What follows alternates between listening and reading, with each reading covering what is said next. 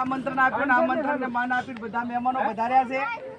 મુકેશજી, હરૂપજી, સૌ જવાબદાર આગેવાનો, વડીલો, યુવાન ભાઈઓ અને બહેનો, આ સરસ મજાનો સારો પ્રસંગ કર્યો.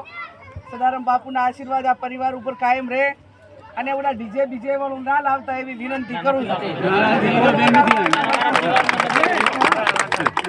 ઢોલ વગાડવા એટલા વગાડતું, ફટાકડા ફોડવા એટલા માપે ફોડતું અને ખૂબ હળી મળીને ભાઈઓમાં એકાબીજા હંપ રાખતું અને આવા સારા કામ હોય એટાણે મારે આ લગ્ન પ્રસંગમાં બીજું કાંઈ કહેવું નહીં હરૂપજી, મુકેશભાઈ, પણ આ બહેનોને મારી વિનંતી છે કે જમવા બેહો એટાણે બાળકોને તમારે જેટલું ખાવું હોય એટલું લ્યો, રાંધેલું લાસી ના લો એટલું કરો તો ઘણું.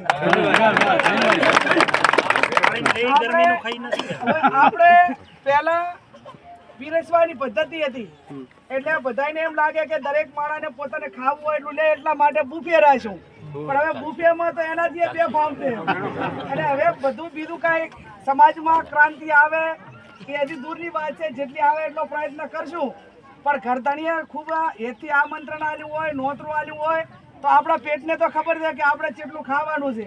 અને એટલા માટે હું તમને વિનંતી કરું છું કે આજે 10% લોકો ભૂસ્યા મોંઘે છે.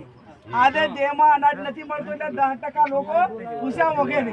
અને આપણે રાંધેલું લાસિયાલા એટલે જે આપણે છોકરાને હોય અને ખાસ કરીને બહેનોને તો તમે 3 વખત લો, તમે ઘરે કોઈ ના પાડવાનો નથી, પણ રાંધેલું ના લાસિયાલો એ બે હાથ જોડીને વિનંતી.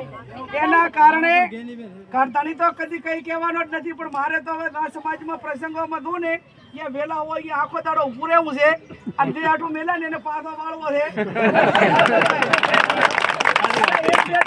એમ કરશે ને તારે ત્યાં ઠકાણે આવશે, એમને એમ નહીં આવે એટલે ભાળવું તો. એટલે મારો કહેવાનો અર્થ એટલો કે આપણે બીજા સમાજોમાં તમે જુઓ કે થાળીમાં એક લગીર ના હોય તો આપણે પોતાને ખબર છે કે આટલું આપણે જમવાનું છે. એટલે એવું કરો એવી આપ સૌને બે હાથ જોડીને વિનંતી.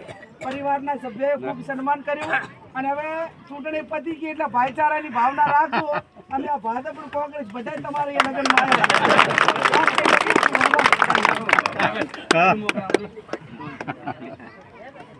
ઘણા ફટાકડા ફોડવા પેન દીતી ના આવે